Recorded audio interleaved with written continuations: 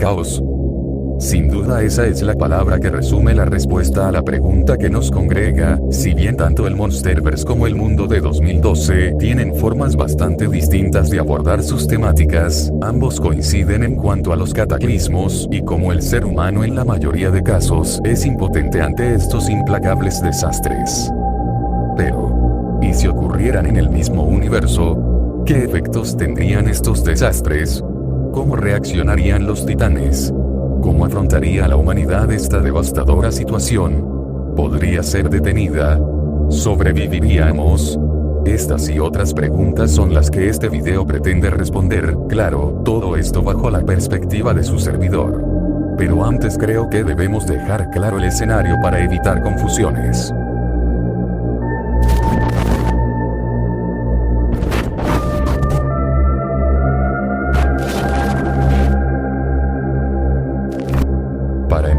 El año de los eventos del cataclismo no es cambiado, todo sigue ocurriendo en 2012, por su lado, el Monsterverse tampoco tiene muchos cambios, todos los titanes para el año 2012 están dormidos en su mayoría, la Tierra sigue siendo hueca, y Monarca está en el mismo estado que en la línea original, lo que sí es que tomaremos como canon a la Muto Prime.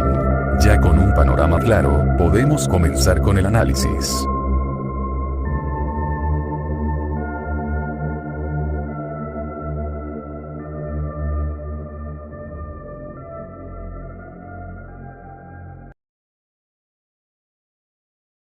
Corre el 12 de junio del 2009, el mundo marcha tal cual se había previsto, los conspiranoicos siguen anunciando el fin del mundo, los periódicos continúan su sensacionalismo, y la gente les resta cada vez más importancia conforme sus vidas continúan, pero los estados mayores del mundo conocen la verdad, el planeta está cambiando, y el hombre no tendrá tiempo de adaptarse, si es que aún quedará un lugar para él en el mundo. Con este evento apocalíptico, se acerca una nueva era, la era de los monstruos. Todos toman medidas desesperadas, Monarca mantiene sus bases con el mínimo personal, ya que el despertar de los seres que aprisionan y la subsiguiente destrucción de las mismas es un hecho, lo único que realmente pueden hacer es advertir a sus líderes y ser en gran parte ignorados y irrelevantes más allá de esto, puesto a que carecen de poder político y económico, claro, todo esto desde la perspectiva de sus empleados de más bajo rango, ya que los esfuerzos industriales globales se centraron en la construcción de grandes navíos capaces de garantizar la continuidad de la especie. Por supuesto que todos estaban obligados a aportar un poco de todo, pero en mi opinión estas serían las contribuciones más importantes y probables. Rusia y el bloque occidental aportarían armas antititanes para la defensa, en particular los países nórdicos aportarían tecnología de energías renovables para hacer sostenible el gasto energético de tan colosales navíos, esto debido a que era imposible extraer suficiente petróleo en apenas unos 2 o con suerte 3 años sin que nadie se percatara, y por obvias razones la energía nuclear estaba descartada. China e India aportarían acero, y por sobre todo mano de obra, y no menos importante ingeniería naval, para lo cual se sumarían el resto de países del lejano oriente, y por último algunas naciones del área saharaui entregarían cemento. Obviamente todo esto en secreto para que el mundo no colapsara antes de que tan siquiera se diera el primer temblor o tsunami, además del cruel detalle de que no todos tendrían la genética adecuada, los contactos necesarios o la billetera lo suficientemente ancha como para entrar a una de estas arcas. El 23 de mayo del 2010. Monarca detecta que Godzilla se agita más de lo normal, constantemente desaparece y reaparece, muy seguramente percibiendo los cambios en la Tierra, mientras que casi todos los otros titanes siguen durmiendo a excepción de los mutos. En cuanto a los que protagonizaron los ataques del 2014, probablemente acelerarían su consumo de radiación. Otro espécimen no menos importante es la Muto Prime, que probablemente continuaría con su descanso, sin prestar mucha importancia al mundo exterior, ya que la catástrofe aún no la alcanzaría. La que sí estaría mucho más agitada sería la Reina Muto, puesto a que se refugiaba en Yellowstone, hogar de un supervolcán que en la película de 2012 explota. Por lo que tal vez sea la primera en dar señales de actividad, es probable que cause algunos terremotos como preludio a su despertar. Por su parte, Godzilla seguiría sin saber muy bien qué hacer, solo llevando a cabo su labor habitual, aunque de manera más acelerada, cada vez más nervioso, porque simplemente no tiene forma de saber qué hacer, si es que puede hacer algo en primer lugar. Por mientras Monarca también se percataría de que intentar estabilizar el núcleo terrestre es imposible con su tecnología o toda la del mundo, ya que aún no poseen las herramientas para superar el cambio brusco de gravedad que supondría entrar a la Tierra hueca, y hablando de este lugar, probablemente se convertiría en un completo caos, el calor sería verdugo de especies enteras, debido al aumento de la temperatura en el núcleo. En cuanto a Skarkin y su secta de Doomtards, probablemente podrían mantenerse a salvo y frescos gracias a Shinnok, pero ya que las causas de su liberación son tan ambiguas. Y hago énfasis, después de medio año sigo opinando lo mismo, Godzilla XCOM es tremendo bodrio, así que no dejaré que participen mucho en este What If, ya que no se termina de entender si se liberan por el hueco enorme que abre como al inicio, o si simplemente habían logrado llegar a la superficie por sus santos huevos. En cualquier caso, ninguna de las dos es viable, al menos en las etapas tempranas del desastre. 7 de agosto de 2011. Los gobiernos de todo el mundo comienzan a resguardar sus patrimonios, libros, arte, literatura, archivos, y en general, el conocimiento del que disponían, no solo con tal de preservarlos, sino de evitar un reinicio de la humanidad. 17 de diciembre del 2012. El ser humano ya no está tan convencido de que su mundo permanezca tal cual lo conoce, nadie sabe nada realmente, pero se siente en el aire, y aquellos que anuncian con bombos y platillos el fin del mundo ya no parecen tan locos, la actividad solar aumenta, comienzan a darse mini terremotos en distintas partes del mundo, abriendo grietas cada vez más grandes y con mayor frecuencia, algunas de estas grietas se abren en el mar, provocando movimientos de agua que aunque poco destructivos, alarman a la población ya de por sí nerviosa por las profecías mayas, que sostenían que el fin del mundo estaba cerca. Los titanes tampoco son ajenos a estos cambios, Godzilla está cada vez más nervioso, percibe los cambios en el mar, e intenta regular el planeta a su manera, manteniendo los ecosistemas lo más intactos posibles, aunque en el proceso cause algunos terremotos y tsunamis secundarios. Sus avistamientos, tanto por parte de Monarca como por parte de civiles a los que silencian con sobornos o incluso con la muerte, se disparan exponencialmente. Otros que sufren destinos similares son aquellos que intentan revelar la verdad acerca de estos cataclismos, son silenciados por sus gobiernos con tal de que el mundo se mantenga normal la mayor cantidad de tiempo. La corteza se desestabiliza, haciendo que los titanes en tierra estén cada vez más inquietos, en especial la ya mencionada Reina Muto, la base de Monarca que la contiene es usada tanto como contención del titán, a la cual apodan Bárbara, además de como estación de estudios geológicos de la zona. El gobierno de los Estados Unidos restringe el sitio, fortaleciendo su presencia militar, pero esto es más para impedir la entrada de testigos que para garantizar la contención de Bárbara.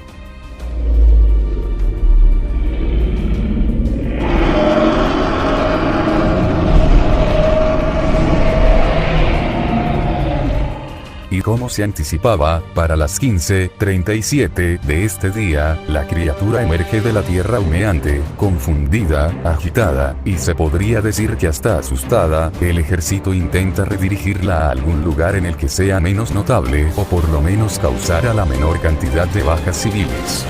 Pero ya es tarde, el mundo ahora sabe que los monstruos existen. El caos estalla, protestas, saqueos, y finalmente homicidios. A duras penas el Estado norteamericano mantiene el monopolio de la violencia, y no ayudó que todos estuvieran armados.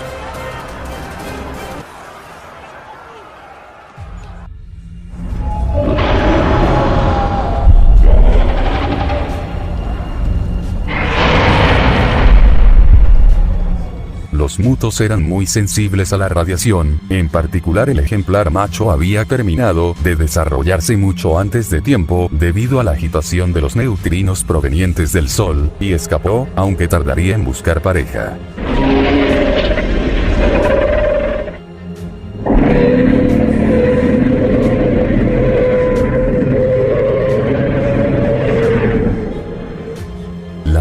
Pain le seguiría, pero cada vez se le dificultaba más trasladarse bajo tierra por sus altas temperaturas y escasa estabilidad estructural, emergiendo en Quan.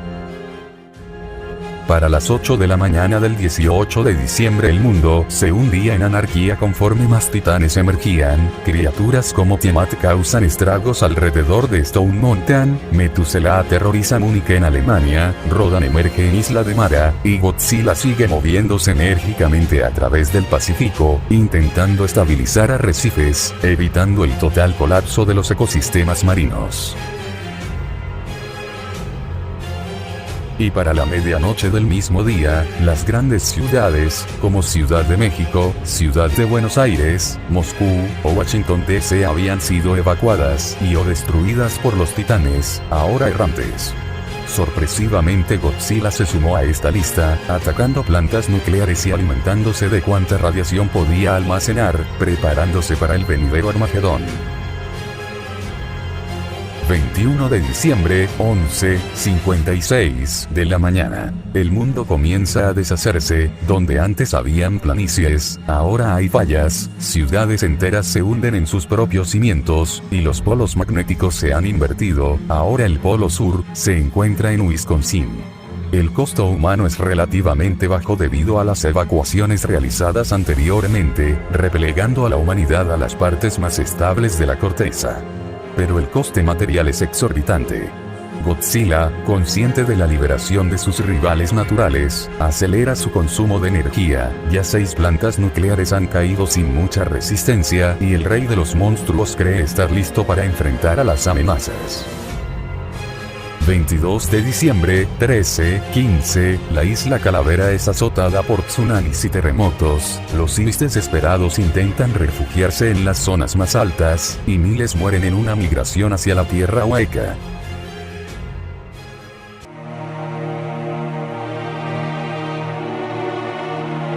A las 16:27 del mismo día, en la ciudad de Houston, Texas, ocurre un choque de titanes, los remanentes de la especie Titanus hinsin-musi, mejor conocidos como mutos, contra el último gorila conocido.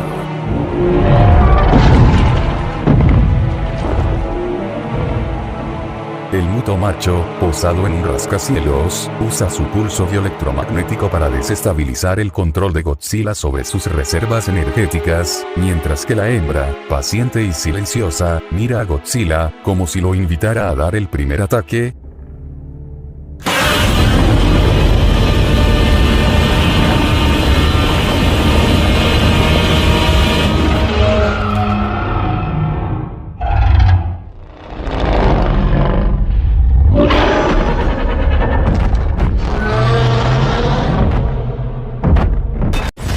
La respuesta es una mezcla de ensordecedores rugidos que hacen de trompetas para este apocalipsis. Godzilla se abalanza como una tormenta de ira contra la muto hembra, quien por poco resiste el embate, su pareja interviene rápidamente, una de sus patas se clava como una daga en la espalda del lagarto radioactivo, quien responde con rugidos de dolor.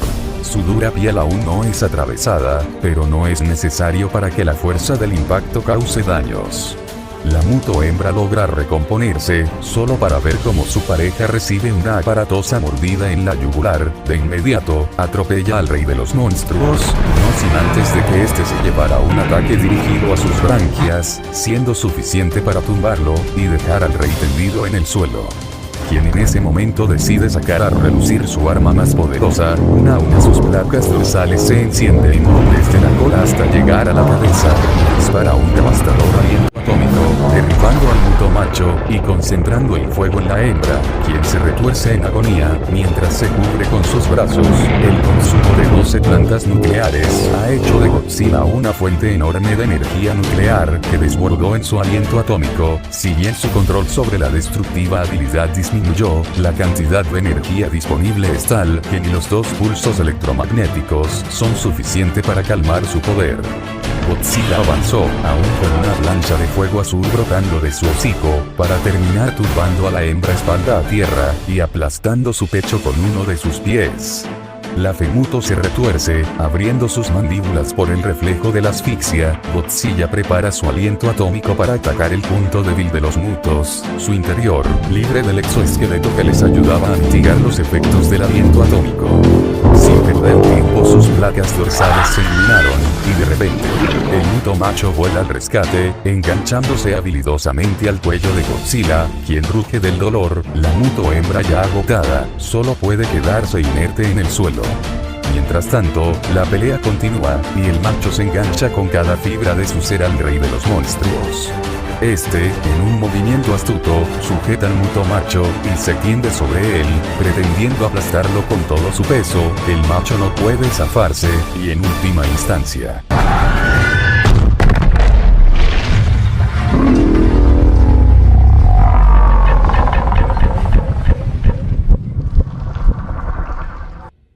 el parásito perece.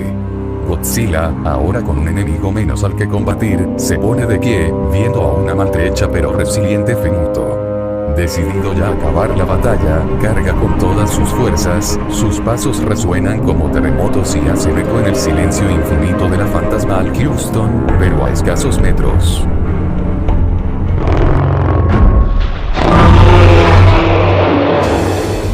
Brutal golpe en la mandíbula cambia inesperadamente el rumbo del rey de los monstruos, que se estampa contra unos edificios, y un nuevo contrincante llega a la escena. Bárbara, la reina muto, arremete nuevamente contra Godzilla, apuñalando su estómago, provocando la ira del lagarto radioactivo, quien le propina un coletazo directo a la cabeza a Bárbara, dándole tiempo para volver a erguirse y empezar la carga de su aliento atómico, el cual dispara contra la reina muto, haciéndola retroceder.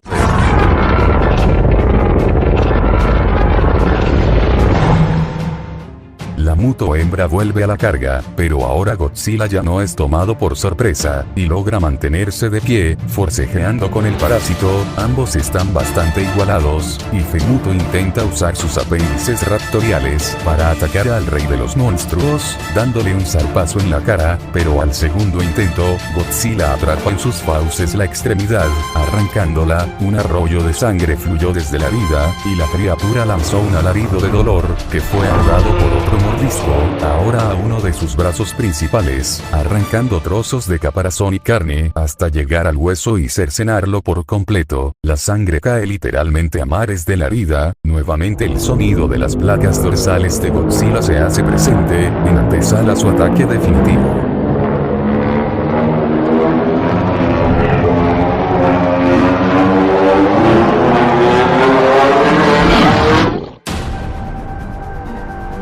Una extremidad en forma de lanza se clava entre sus placas dorsales. Bárbara ha vuelto al ataque, ahora propinando varios golpes a la espalda de Godzilla, quien apenas puede reaccionar, propinando un golpe con su cola, que es bloqueado por las patas de la reina muto. Por su parte, la muto hembra ya está demasiado débil, su cuerpo simplemente ya no soporta las heridas, no logra compensar la pérdida de sangre, y muere. Al mismo tiempo, Godzilla y la reina muto continúan su batalla, arremetiendo el uno contra el otro con ferocidad, pero la fuerza del lagarto radioactivo se antepone, doblegando al parásito. Godzilla ataca con sus dientes al cuello de la reina muto, arrancando pedazos de exoesqueleto y carne, mientras carga su aliento atómico. La muto reina apuñala una y otra vez con sus patas, pero el rey de los monstruos permanece sin inmutarse, a pesar de que algunos de esos ataques ya están abriendo heridas en su piel. Simplemente resiste el dolor a como de lugar, apuntando directamente a la herida expuesta.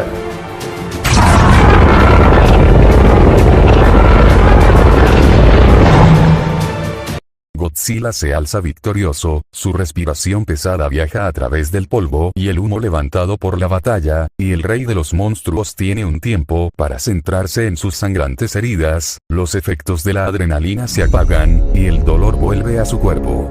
Pero sabe que aún no ha terminado. Todo gran sismo tiene sus réplicas. El suelo se desmorona, y una silueta negra emerge con un rugido calamitoso.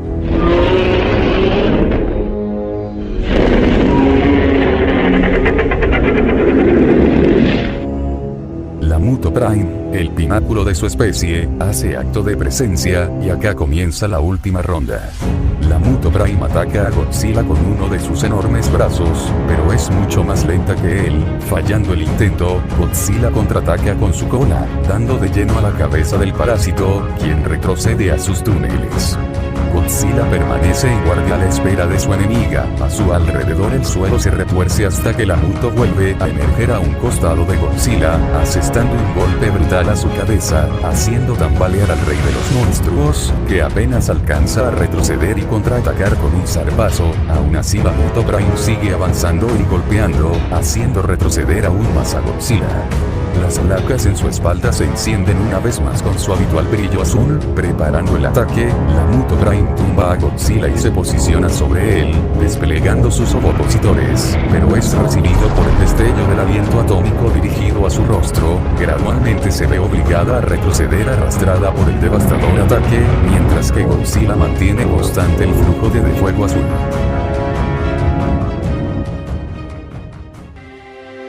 En el cielo, por encima de las nubes tormentosas, un ser de luz, una presencia divina, se dirige a auxiliar al rey de los monstruos. En un parpadeo, una luz abrumadora rompe las nubes como un rayo, que impacta de lleno en la Muto Prime, que queda pegada a un edificio cercano por unos enormes y pegajosos hilos de seda, y Mothra se presenta en el campo de batalla. La Muto Prime logra liberarse de su prisión a punta de fuerza bruta, destruyendo el edificio en el proceso, decidiendo usar su arma secreta. Un rugido letal cruza el aire en dirección a Godzilla, empujándolo y destrozando sus placas dorsales, cual si fueran de un cristal cualquiera, dando lugar a fumarolas de un humo negro azulado. Mothra, con una agilidad sobrenatural, se posa sobre la espalda de la Muto Prime apuñalándola con su aguijón. El parásito ruge en agonía, tendiéndose de espaldas en un intento de deshacerse de la polilla gigante, quien sin esfuerzo se aparta en un movimiento grácil. La parásito, ahora desesperada, vuelve a hundirse en la tierra, y Godzilla ya no puede perseguirla, limitándose a lanzar un rugido de frustración e internarse en el mar, con Mothra siguiéndolo desde el aire, ambos rumbo a una guarida.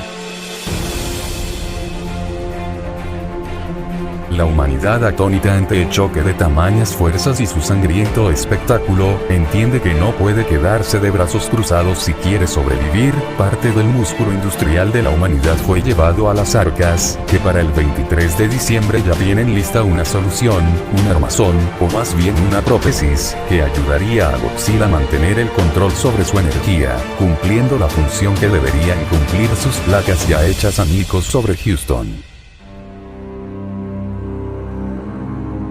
24 de diciembre, 17:49 horas. Un mito olvidado bajo la Antártida por la vida. El hielo se derrite y se rompe, revelando entre la penumbra, ráfagas de nieve y rayos ocasionales a una figura enorme, alada y malvada, un ser que es uno, y a la vez es muchos.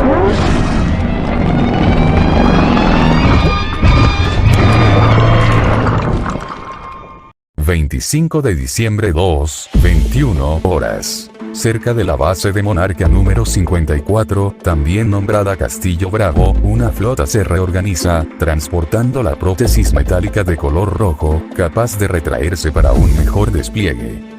Un submarino con una carga nuclear se sumerge, en busca del rey de los monstruos. Su camino hasta el templo hogar de Godzilla es tormentoso, turbulento, y a duras penas alcanzan el lugar, una estructura antigua llena de representaciones de titanes, pero la radiación en el lugar es letal, no podrían llegar hasta su objetivo, no sin morir por envenenamiento radioactivo en el proceso. Tras localizarlo, se encuentran un problema, las lanzaderas de los torpedos están dañadas, y aunque pudieran lanzar los torpedos, no hay manera de colocarle la prótesis a Godzilla una vez que se recupere. Una acalorada discusión se desata en busca de soluciones. Pero una simple frase, una única decisión, corta en seco el huracán de opiniones. Uno de ellos se ofrece, y la oposición no se hace esperar, pero aquel hombre ya ha afirmado su voluntad, se prepara con un traje y un tanque de oxígeno que le permitirán sobrevivir el suficiente tiempo en el lugar. En sus brazos carga uno de los aparatos más destructivos jamás creados por el hombre, e irónicamente su última esperanza. El tubo de buceo que porta en su espalda contiene una mezcla química que le ayudará a aguantar el mayor tiempo posible en aquel entorno tan hostil, y su transporte sería la propia prótesis, que se desplegaría una vez cerca, con el titán lo suficientemente débil como para no resistirse. Mark, Jack, cuídennos bien. Esas fueron las últimas palabras que dirigió a sus compañeros. Subió a su submarino, se desprendió de la nave nodriza, y se adentró en la ciudadela iluminada por el magma en su fondo, mientras el submarino se alejaba. A su paso, admiró los murales que contaban historias olvidadas, historias de una dinastía extinta, y que pronto ya nadie recordaría. Conforme avanzó, los instrumentos de navegación en su tablero empezaron a fallar por la intensa radiación, pero ya no eran necesarios, había llegado a la burbuja de aire. Un lugar lleno de polvo rojo, iluminado por cascadas de lava, y adornado por estatuas similares a Godzilla. Frente a él, una enorme escalera, apenas transitable, y en su cúspide, cual si fuera un altar, descansaba Godzilla. Bajó de su transporte, que se transformó en una especie de arácnido metálico, y sin dificultad subió las escaleras, y se posicionó sobre las placas destrozadas de Godzilla. En ese momento comenzó el verdadero desafío para Serizawa, subir con la bomba. Con cada escalón superado, su visión se nublaba cada vez más, y el ego de cada paso se hacía más lejano. Al llegar a la cima, se dirigió hacia la cabeza del gigante, y su vista se encontró con los ojos color ámbar de la criatura, los cuales notaba más humanos que nunca. Dejó la bomba a unos metros por delante y se quitó los guantes, revelando manos temblorosas que apenas pudieron insertar el código de activación. Se giró y encaró a Godzilla, sus piernas empezaban a fallar, el humo rojo que colmaba la enorme escena le empezaba a pesar en la respiración. Tambaleándose, logró llegar hasta su hocico, en el cual posó su mano. Jamás habría imaginado que una textura escamosa le resultaría tan reconfortante, su calor y su respiración abrumadora lo calmaban. Volvió a fijar su vista en los ojos del animal, quien le devolvió una mirada fatigada. Serizawa, consciente del escaso tiempo de vida que le restaba, solo alcanzó a pronunciar en su idioma natal las últimas palabras que dedicó a cualquier ser vivo sobre la faz de la tierra. Adiós, viejo amigo. Puede que aquel titán no lo entendiera, o que incluso ni siquiera estuviera interesado en él, pero no le importaba, ya no había nadie allí para juzgar sus actos. En menos de un segundo un destello invasor los envuelve a ambos, hombre y dios por igual, aunque solo uno sobrevive. El submarino es arrojado violentamente fuera del túnel hasta llegar a la superficie, donde son recibidos por un clima tormentoso y un agua calma. Un pequeño grupo abre la escotilla, saliendo a comprobar el éxito del plan. Al subir, solo pueden contemplar la vastedad imperturbable del mar. Pero un detalle la interrumpe. Al principio un pequeño remolino, pero con cada segundo su tamaño aumenta, empieza a emanar un brillo azul, y luego, una figura inconmensurable, indescriptible, e imposible de confundir.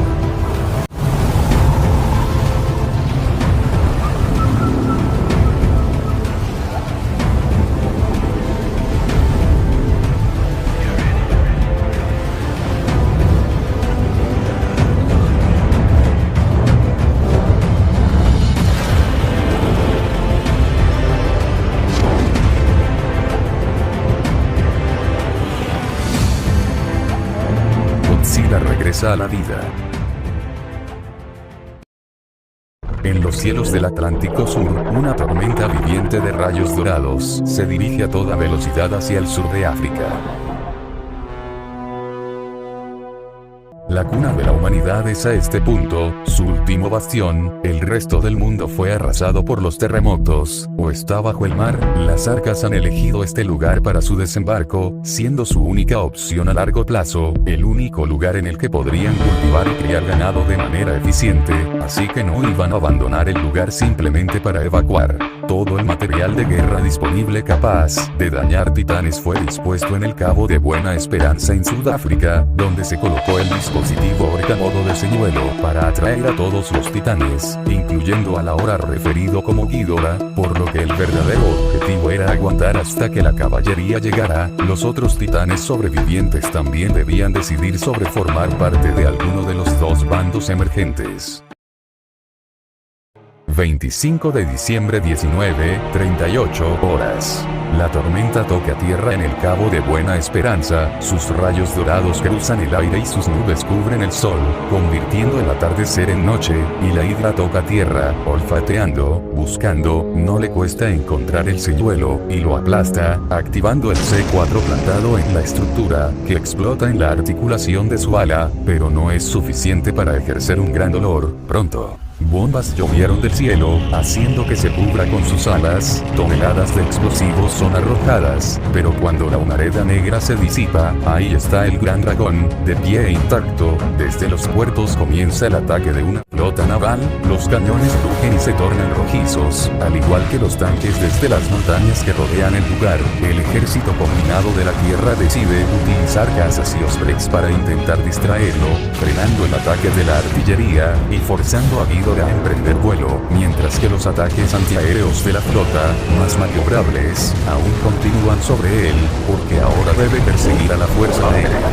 Un brillo dorado desborda de sus fauces, antes de que una avalancha de rayos del mismo color, acompañados por un alarido aberrante, inunden la tormenta negra.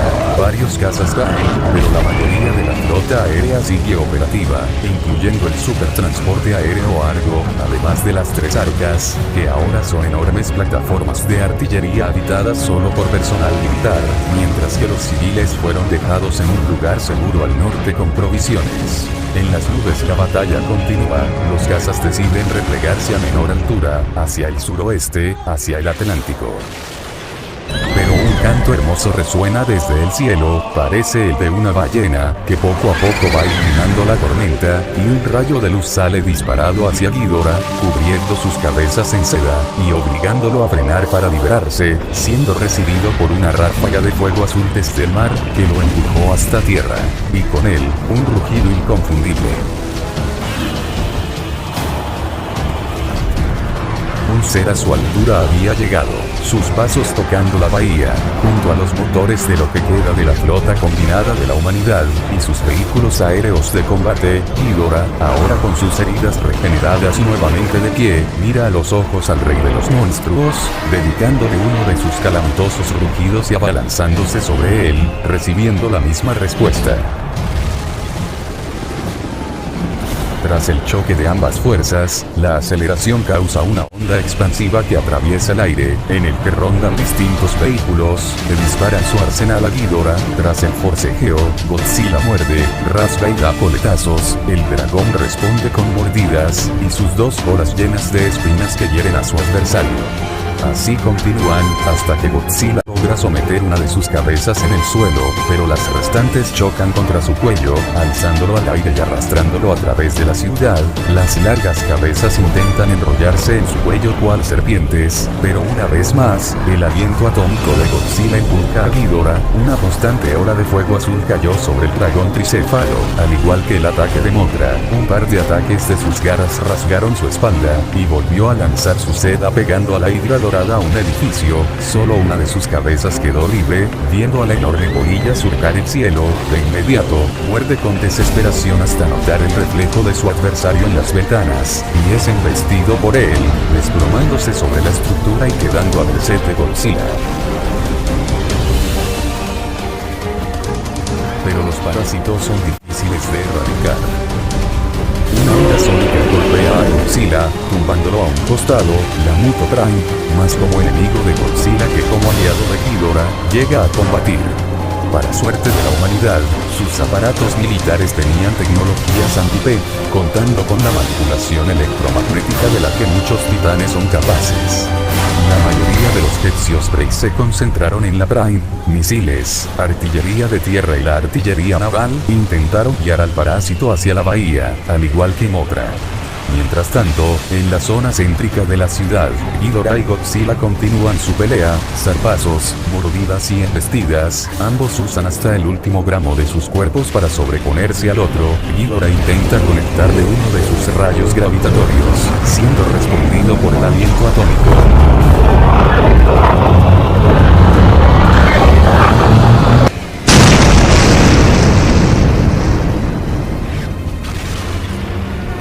Ambos ataques chocan en una luz que cubre gran parte del área, y deja a ambos contrincantes heridos, pero la regeneración juega a favor de Ghidorah, absorbiendo la energía eléctrica de unos transformadores que le sirvieron de toma corriente, hasta disparar múltiples rayos que aniquilaron a gran parte de la flota naval y aérea, y acribillando a Godzilla. Al final, cualquier nave que haya sido alcanzada por el ataque, se precipitó al suelo como una lluvia de meteoritos, pero Ghidorah sigue activo, casi victorioso, sabe que solo debe desgastar un poco más a su enemigo y podrá darle el golpe de gracia. La Muto Prime se ha rehusado a ir a la bahía, pero es constantemente atacada por la artillería, y por la Titán Mothra. Mientras tanto en las arcas, el disparo de un arma que tal vez podría tornar la batalla a favor de la humanidad estaba por darse, un arma basada en aceleración magnética, capaz de lanzar proyectiles a velocidades supersónicas. Desde una compuerta en el techo del arca número 4, sus engranajes empiezan a girar, y comienza a emanar un brillo morado. La Muto Prime continúa su batalla con Mothra, pero la polilla está exhausta, su agilidad ya no es la misma, y una de sus alas es agarrada por las mandíbulas de la Muto, y es azotada contra uno de los edificios cercanos, quedando incrustada en la estructura.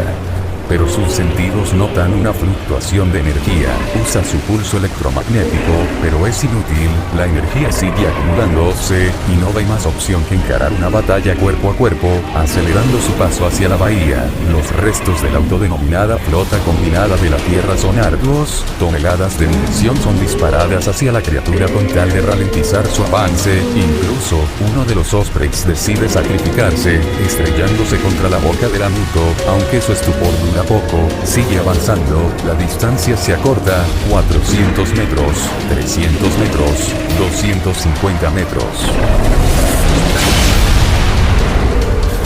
Pero ya es tarde, más morado impacta su tórax. Y una columna de humo se levanta, la flota detiene el ataque, y muchos corazones dejan de latir con ello, pero el quejido entrecortado y fallido de la criatura se hace presente revelando su grave estado. Aún así, intenta avanzar, la titán apenas se puede sostener. Sus piernas parecen columnas derrumbándose en un terremoto, y el canto de su adversaria ya recompuesta marca el requiem de su deceso. La enorme polilla se aproxima, y asesta su golpe final. Su aguijón se clava en la abertura generada por el disparo, cortando en seco los últimos gemidos de la alguna vez invencible Muto Prime, que ahora se hunde en la bahía. En tierra firme, los forcejeos entre Godzilla y Ghidorah se intensifican, cada vez Ghidorah arremete con más presión, hasta que logra someterlo y sujetarlo, elevándolo cientos de metros. En el proceso, muerde el dispositivo en su espalda, el metal cruje y se deforma, quedando el aparato apenas operativo. El dragón dorado sigue ascendiendo, pero una voz impostora llega a sus oídos, siendo otro desafío. En la bahía, una lancha con una copia del orca es enviada a mar abierto. Godzilla es liberado, y cae como una esfera de fuego, devastando gran parte de Cabo. Ghidorah, viendo a su enemigo tendido, agotado y apenas despierto, no ve peligro en tomarse su tiempo, alzando vuelo nuevamente, y apenas el rango de su rayo gravitatorio alcanzó a la embarcación, disparó. Pero Mothra ataca desde arriba, corta con sus garras a Ichi, la cabeza central, y continúa atacando el cuello sangrante evitando que se regenere. Las cabezas restantes, Nizam entran en desesperación, aproximándose en picada contra el suelo, varios edificios son derribados, y al tocar tierra, el dragón intentó quitarse de encima a Mothra, la cabeza derecha, Ni, mordió a la ya demacrada polilla, y lo que restaba de la flota, apenas unas escuadras de cazas y unos 20 barcos, abrieron fuego con su última salva, obligando a Ni a soltar a Mothra, que fue lanzada hacia Clay Point. La hidra dirige su mirada hacia la flota, cargando su rayo gravitatorio, pero repentinamente, escucha un rugido a sus espaldas. Godzilla, con todas las fibras de su ser, embiste a Ghidorah, levantándolo sobre su espalda. El dragón, aún en proceso de regenerarse, intenta morder a Godzilla, pero es en vano. Comienza a cargar su energía, pero no la libera en un aliento atómico, sino con un pulso desde sus placas destruidas, elevando al demonio dorado por los aires. Un segundo pulso continuo lo eleva aún más, y Ghidorah se quema como una hoja de papel gigante. Lo único que queda de lo que alguna vez fue la mayor amenaza para la Tierra es una nube roja, trozos ennegrecidos y una cabeza cercenada e inerte en el suelo. La tormenta, antes brava, ahora se disuelve para dar paso a la luz de las estrellas y la luna de la madrugada. Godzilla, con una columna de humo azulado nuevamente sobre su espalda, se levanta por completo a pesar del dolor, alza la mirada, y ve el cielo, cientos de puntos luminosos. Su atención se centra en la luna, no está llena, pero no necesita eso para encontrarla bella de alguna manera, aunque ese fuera un concepto que pocas veces llegaba a su mente. Jamás se había detenido a apreciar la bóveda celeste, y jamás la había encontrado tan digna de interés. Pero el mundo se oscurece para el rey de los monstruos, su cuerpo se desmorona, y entonces, por fin, encuentra paz en esa oscuridad infinita.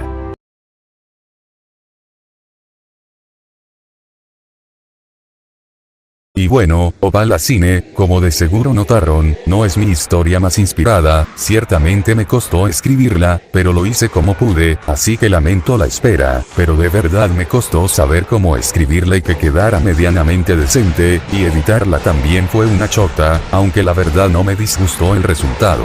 Como sea, voy a intentar completar mis series del canal, igual no prometo nada, se supone que después de este video, debo actualizar Transformers Blue Moon, no tengo mucho más para decir, así que ya saben, coméntenme qué les pareció, o si encontraron alguna incongruencia. Si les gustó, denle like para que YouTube se porte bonito, y compártanlo con alguien al que le pueda interesar este tipo de contenido. Pero si no te gustó un carajo, y el video te contagió fiebre hemorrágica de Crimea Congo, pues compartilo igualmente a los que te cae mal, así se joden como vos XD. Les dejo con el meme y la pantalla final como corresponde. Prepárate la puta que te reparió, porque los viernes de la jungla serán a todo ojete. Todo ojete. Todo ojete. Ojete. Para vivir una noche con las mejores putas de la zona. No te la puedes perder, hijo de remil. Porque si no estás allí, andate a la concha de la lora. Te esperamos para que vivas una noche de la puta madre.